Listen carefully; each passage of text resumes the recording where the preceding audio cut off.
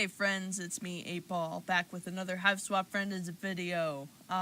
Last time we were looking at Tysius, and this time we are going to be going on Chixie's bad routes.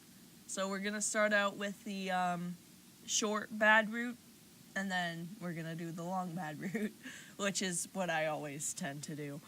So, without further ado, let's try to get into the swing of things here. Your point is, you need a wardrobe change.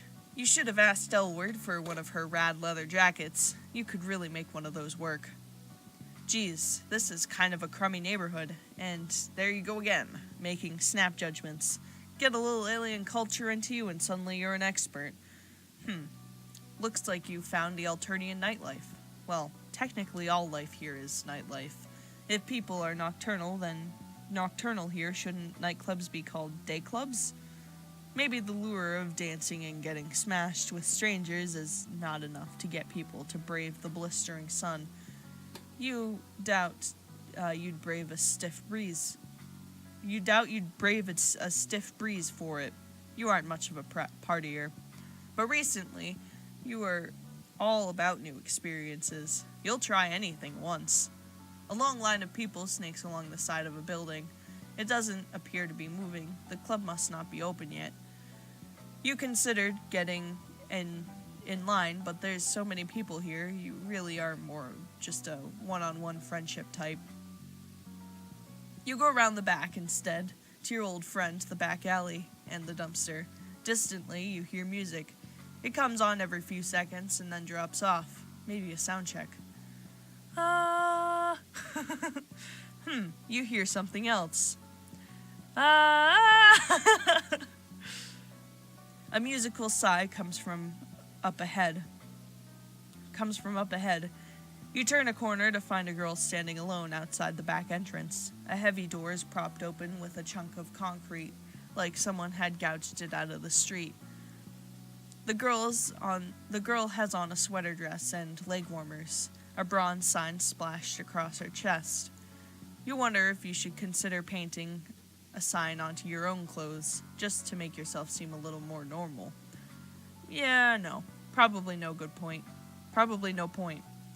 You also need to paint yourself gray. You'd also need to paint yourself gray and find a pair of fake horns. Who would do something like that? Sounds like a huge pain with absolutely no benefits. The girl hasn't noticed you yet. She is staring at her feet and sighing. Also, she's making weird little whoops and clicking noises, or singing in a few bars of wordless notes, starting low and then climbing up high. Wow, it seems pretty good. The enclosed space between the alley walls make it seem like it's coming in from all directions. Maybe you should just leave. She looks busy, but then another troll sticks her head out the open door, shooting the girl an unkind look and kicking the cement block doorstop away. Oh heck. There's really only one reason you would prop open a door.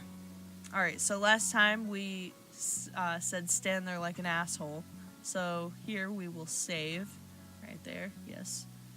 Close menu, and we will grab the door before it can close and see what that does. Maybe it'll crush us.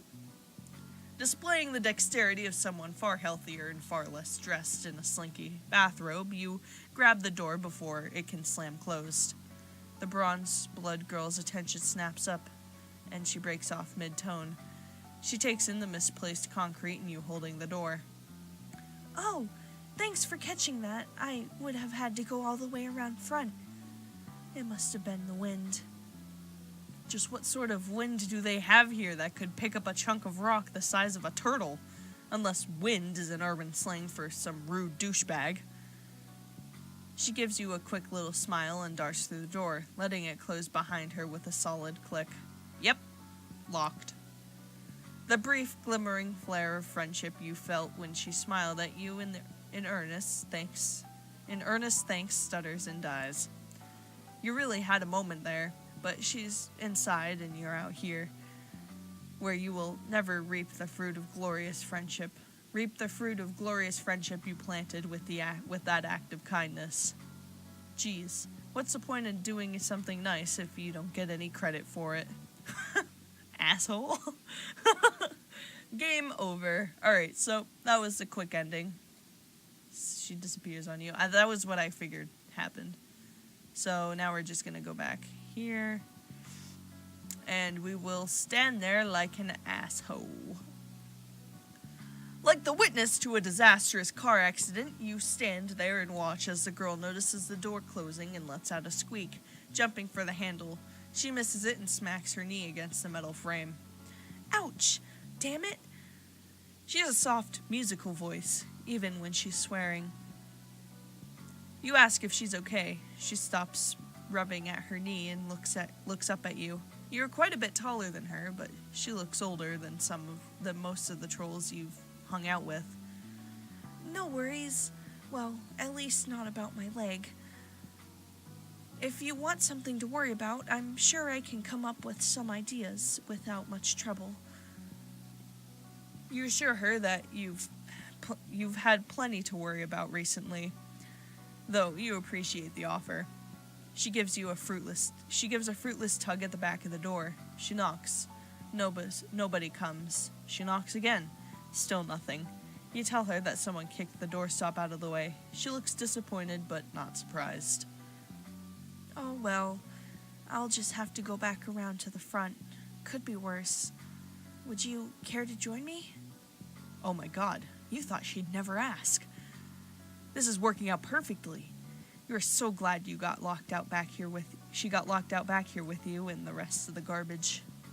I'm Chixie Roixmer, although I'm pretty sure you already know that. I don't think you're an idiot or anything. I know meet and greets are usually after the show, but you seem nice. You aren't sure how she figures that, since all you've done is stand around. It's true though. You don't protest. You are nice. Super nice. You might be the nicest son of a bitch on this whole damn planet. You ask her if she's performing here tonight. Of course. Why else would I be warming up in the dirty back alley? You tell her that you've seen people do far weirder things, and she laughs. You aren't wrong. People around here will do anything for attention nowadays. For instance, you are walking around in an abolition robe. You cough delicately. True, very true. She's got you there. If you come inside with me, I can give you an autograph. I don't have anything to write with back here. Chixie seems to think that you are a fan who managed to get past security to accost her in person. She doesn't seem too upset though, more like delighted. You think back many friends ago when Sarava told you how it was dangerous for lowbloods to get popular. You wonder if Chixie trusts you because she thinks you are also a lowblood, or maybe she's just not that popular. You follow her back around to the front of the club, past the line of trolls waiting to get inside. A guy whistles at her and she gives him a flirty little wave, along with a flat smile. A customer service smile. She shows the bouncer something on her palm husk and he lifts up the velvet rope. They're with me. They're my +1. Wow, you've never been anybody's +1 before. A bunch of people in line look annoyed, but Chixie ignores them. You follow her, tripping a little on the hem of your robe. Be careful, huh? You don't want to twist an ankle. Chixie speaks with a lit, like a character in a musical getting ready to burst into song. You hope you aren't supposed to participate if she does. You're a little too busted for impromptu dance numbers, and you're also liable to flash someone in this robe. I forgot that was a line in here. You hear music and chatter from down the hall, but Chixie pulls you in another direction, towards the dressing rooms. You pass several closed doors, stopping in front of the one that seems to be in the process of being cleared out. A bunch of shit is spilling out into the hall, clothes trailing out of suitcases. A microphone cord seems to be slithering slowly among the detritus. Charming. God, I can't do anything without someone messing messing me around, locking me out, and now this. Who did this? I'm seriously out for blood tonight. Looks like someone commandeered her dressing room while she was out, and as well as tossed all her shit out into the hall. Commandeered. Yeah. I have to deal with this. I'll be right back. You can borrow some clothes if you want. In fact, I insist. She leaves you in the cramped little room. It's dark in the hall, but everywhere in Alternia is kept darker than is comfortable for you. You're getting used to it, though. You imagined humans used to have to deal with this all the time back before electricity, provided they didn't die immediately of, dysentery. You flick on the outline of white bulbs around the mirror. Oh wow, even in this soft, flattering light, you look like an A-grade free-range disaster. Tagora's expensive rainbow drinker serum has rubbed off, and now you're mostly just dusty. You wade through a couple of Chixie's suitcases, but everything here is too small for you. There's a couple of sweater dresses and a hoodie that might fit, but without a pair of pants, that's gonna get real scandalous real fast. The only thing you find that works is in the whole damn dressing room is a floaty purple dress hanging on the back of the door. Definitely not your style. You never would wear anything like that at home. But fuck it. Roll with the punches, right? And not just in violence ways, fashion ways. You give a little experimental twirl in front of the mirror. You aren't gonna break any hearts, but you'll do. You actually kind of dig it. You're busy admiring yourself when Chixie comes back. She sniffles sharply, and there are tear tracks down her face. But she isn't crying anymore. In fact, she looks mad as hell. Oh, damn. She mad at you? Did you manage to fuck something up without even being there? You've got mad fuck-up skills. I got bumped. They kicked me off the lineup. I was supposed to be an opening, but a new band came in and they have a purple blood drummer, so the club owner let them take my place. Of course, this is always how it goes. God, she looks so sad. Time to break out your finely tuned comforting muscles. But before you can get those guns out, someone oozes up to the two of you. Someone you recognize. Ah, shit, I forgot about him. Oh, incredible, with Miss Roixmer. What are the odds? It must be fate. Well, you chirped that you would be coming to the show, so I guess the odds were pretty good. Zebra doesn't let this dim his sparkle. He isn't the type of guy to let facts get in the way. He hasn't even noticed you. He's too busy kissing the back of Chixie's hand. Looking good, baby. I'm kind of a mess. I've been crying. Well, crying looks good on you. What a fucking creep. Zebra finally glances your way and does an extremely exaggerated double take. Wow, damn, I didn't even recognize you. You clean up really nice, you know. You haven't cleaned up at all, really. You haven't bathed since Tagora's fancy abolition trap. All you've done is really put on a slinky dress. It's not like you aren't happy to see Zebra. You are. He's one of your many success stories. He's just, the kind of friend you want to think back on fondly from time to time. Remembering all the good times. Yeah, not necessarily the kind you want to hang out with. Or have hang all over you, like he is right now. Chixie looks at his arm around your shoulder and seems momentarily annoyed. Then her expression skips a couple of tracks and hits back on neutral. So, you've met. Where? Online? In a forum? Can I join? Not in a form. Unless you're talking about the form of life. He winks. Fate just keeps bringing us together, doesn't it? Just like you and me, Chixie baby. Chixie laughs, and now that she's gotten over her surprise, her entire demeanor has changed. Her body language has relaxed, and she seems to keep biting her lip. She looks like an actor demonstrating bashful on command. Zebra is eating it up. It was really nice of you to post about my EP on your blog. I got a lot of listens from that. Babe, have I ever told you that I think you're so strong? Seriously, low blood girls are so strong. Chixie laughs again. It sounds painful. Maybe once or twice. I love your new stuff. That one song, Poisonous Moon or whatever. Bloody Sun. Right, yeah, exactly. Real good stuff, sweetheart. I can't wait to hear more tonight. Oh, right, he doesn't know Chixie got bumped. Chixie meets your eyes. She seems to be trying to communicate something entirely using her eyebrows.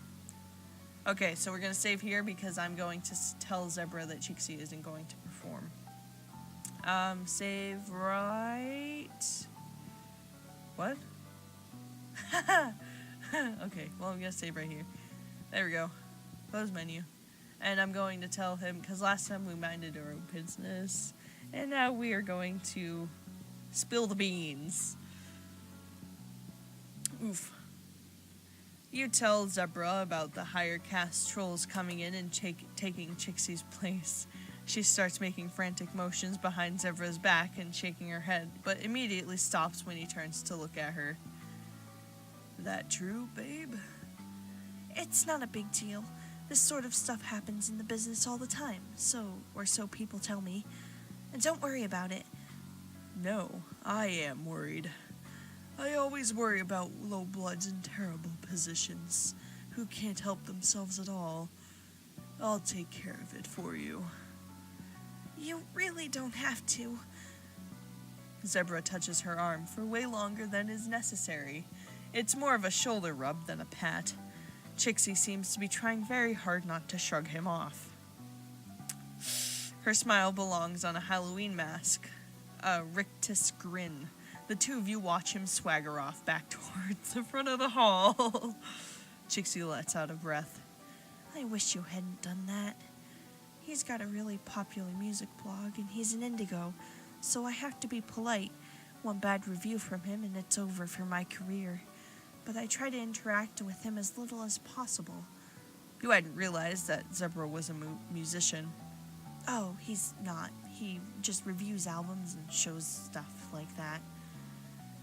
He makes a lot of reposts, but he's got a ton of followers. Don't get me wrong, it's really nice to be noticed, but he's a little pushy. And I don't have time in my life right now for quadrants. You know what I mean? You do. Oh, you do. You so do. Does Zebra try what he tried with you on every low blood he meets? You aren't sure if that makes you feel worse or better. Chixie talks about him like he's a natural disaster, a tornado that she has to avoid and keep from getting torn apart, like it's just an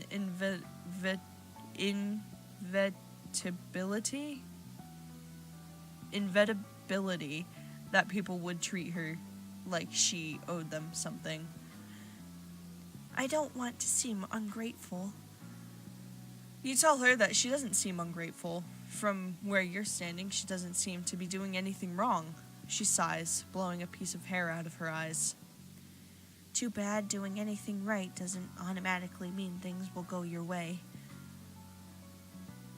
When Zebra comes back, such little time has passed that you didn't think he could possibly have done anything. He shows you and Chixie all of his teeth. I got it all fixed for you. You go on tonight. In fact, you're headlining. You're welcome. Chixie's mouth drops open. What? How? I get to do anything I want in my own club. Wait. What? I bought it from the owner. Of course he fucking did. He's just a teal. Seriously, business ownership? A little ambitious for a mid-blood, isn't it? I convinced him that it would be easier for him and everybody else if a high blood took over. I'd been meaning to get into the club scene anyway. Now you'll always have somewhere to perform. Provided you do everything I say all the time. Fuck! He grins to show that's just a joke, but there's also something in his smile that you really don't like. You regret asking for his help. So does Chixie, apparently. She gets right in your face. Nice work. Now I owe him even more than before. This is the only club around here that'll let low-blood solo acts perform. You can find your own way out, can't you? Oof. Game over. Oh god, that's awkward and weird. Okay. I'm only at 20 minutes. Fuck, I saved there, right? I really hope I did. I did. Okay, good. Alright, we're gonna go back and try and get I guess there's 4 bad endings. If not, I'm just going to end the video right here and tell you about it. No, probably not. I've got a good 10 minutes left. So mind my own damn business this time. You follow Chixie's lead and don't say anything. Zebra will find out pretty soon anyway when the show starts and Chixie doesn't get on stage. He takes off, saying he's gonna go get a spot in the pit. There's no pit here.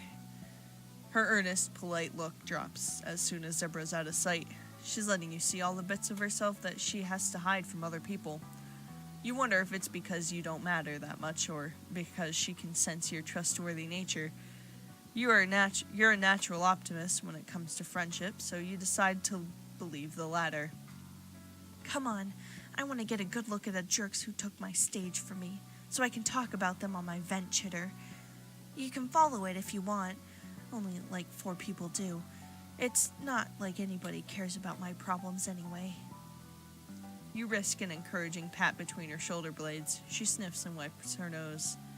At least I have you, my one non-creepy fan. At least I think you aren't creepy. I guess I don't know you that well. You assure her that you aren't creepy, at least not as creepy as that guy. Chixie starts to respond, but then breaks off. Her voice sticks in her throat like she swallowed a bug. Oh, wait. They actually eat bugs here. Like she swallowed a live bug. Actually, they might eat live bugs too. Well, fuck. Simile cancelled. Anyway, Chixie stops talking and you realize it's because she's listening instead. The first band is on and going from Chixie's expression, this must be the band that scooped her.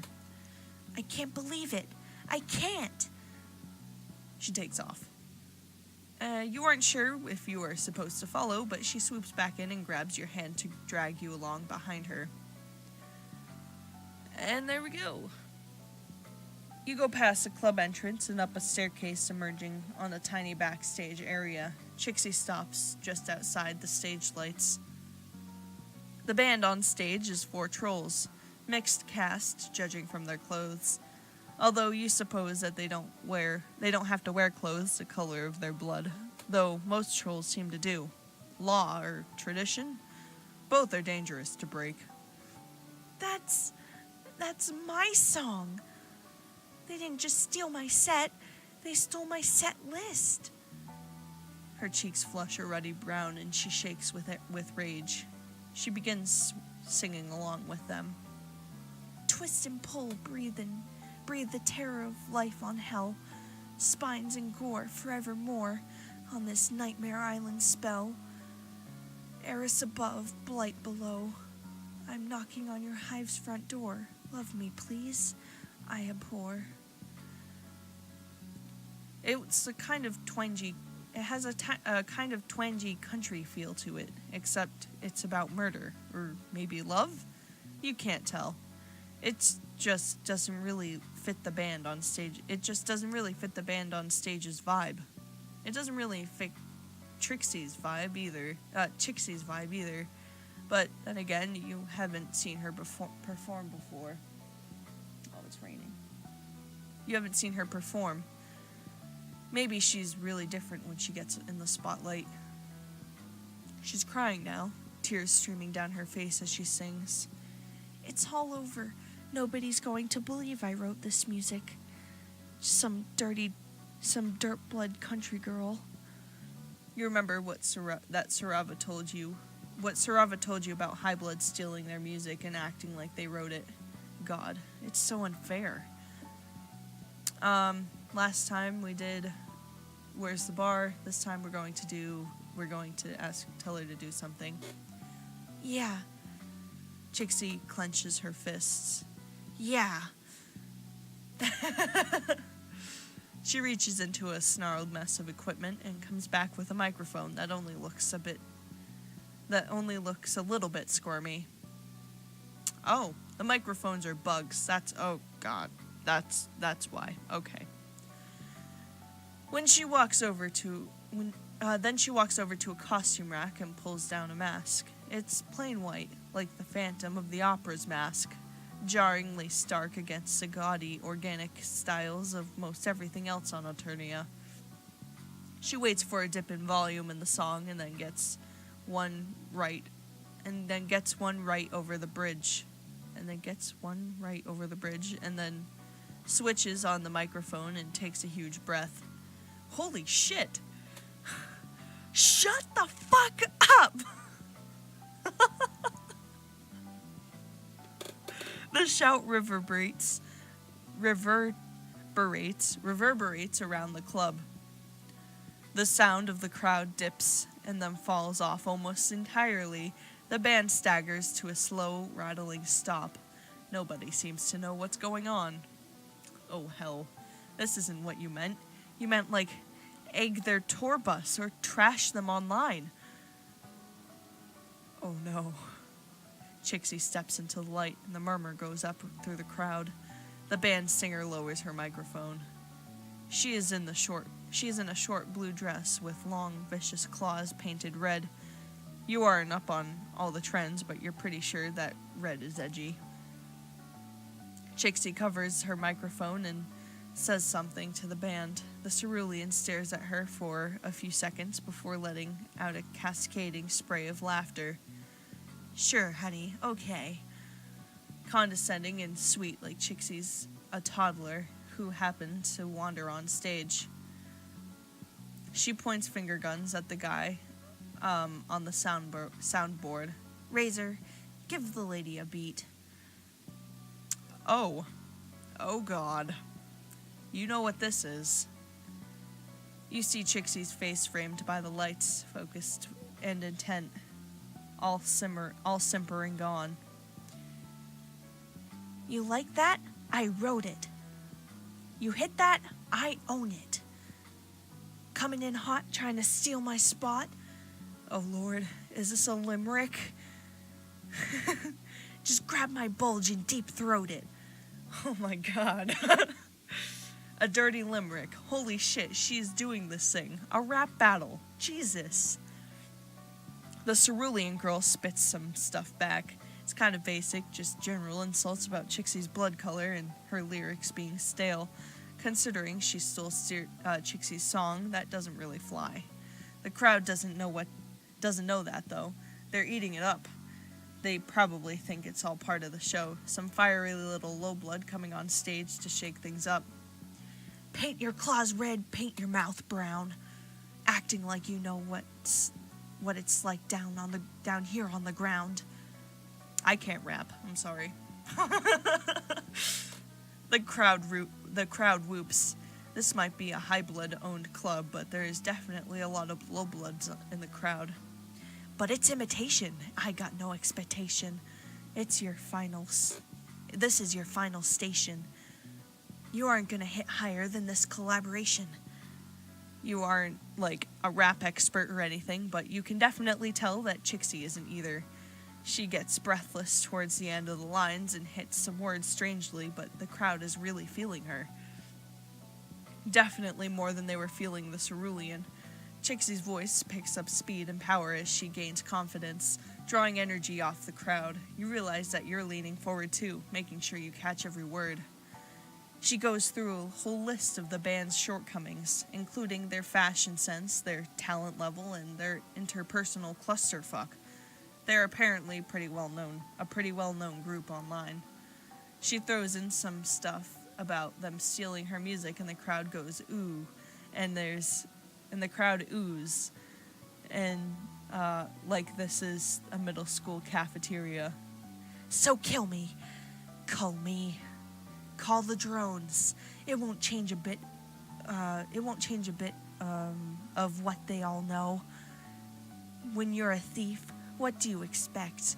I beat you all square. Hey, show some respect. Chixie drops the mic and the room erupts. Holy shit, that was awesome. She just came up with all of that on the fly. The cerulean looks furious, and another troll runs onto the stage. They try to get the crowd under control. They're all chanting, "Mask! Mask! Mask!" Shit. Chixie runs back off stage, chucking both the mask and the microphone back where she found them. She grabs you and you run all the way back to the alley where you met, letting the door close behind you. Guess you're done with that club. Chixie's eyes are round and shell-shocked. I just did that. Yeah, she really did. I just told a bunch of high bloods to eat my bulge. You don't know what a bulge is, but yep. Fuck. They liked me, didn't they? They were cheering for me. You say yeah, you're pretty sure they were. Holy shit. I'm going to be cold. Did you hear all that stuff I said? You can't just say stuff like that. You remind her that she was wearing a mask when she did it. Oh, right. Nobody will know who I am. I'm safe. Oh, but that means nobody knows it was me. You aren't quite following. I'm not gonna get any credit at all. God, why does everything in my life have to be so metaphorically resonant? Oh, girl, you feel that. You def know what that's like. Hey, that was pretty dope. Both of you jump about, foot in the air. A low blood in a hoodie and a pair of sunglasses slouches against the brick outside the back door. Either you were seriously impaired today, or he is seriously good at sneaking. You got any stuff online? He asks Chixie. She gapes at him. But I was wearing a mask. How did you know? Well, you're standing right outside the door, and you're wearing the same clothes you did on stage, so... Oh, right. Clever of you. Don't worry about it. Plausible deniability, right? Catch you later. He slinks off, one hand raised in a casual cool guy farewell. I know who that was. See, you tell Trixie. Trixie, I keep saying Trixie. See, you tell Chixie. Some people will figure out who you are. Possibly just randos outside of clubs, but still, she can do this. She can make her dreams come true. You're totally right. I so can. I guess all hope isn't lost. At least not until another insurmountable obstacle comes along. Thanks for, well, everything. I would never have gone out there if it were not for you. She hesitates for a few seconds and then goes in for a slightly damp hug. Sorry, stage lights and terror make me sweat. Ah, another victory. So, now I guess we're getting 2 good endings and 2 bad endings. That's pretty sweet. Dude, that was awesome. Alright, well, yeah, hell yeah. That was... yeah. Okay. So, I hope you enjoyed... Oh, we're Moirails now. Let's do it. I hope you enjoyed this video as much as I enjoy playing this game, which is a whole heck of a lot. If you want to play the game for yourself, feel free to click the link in the description. It will lead you to the Steam page where you can buy these games and the DLCs. They're only $1 each, and if you don't want to buy them, then feel free to check out my entire playlist of videos of me playing this game for you guys. That'll be at the end of the video in my end card. So yeah, like, comment, and subscribe, and I will see you all in the next video. Bye!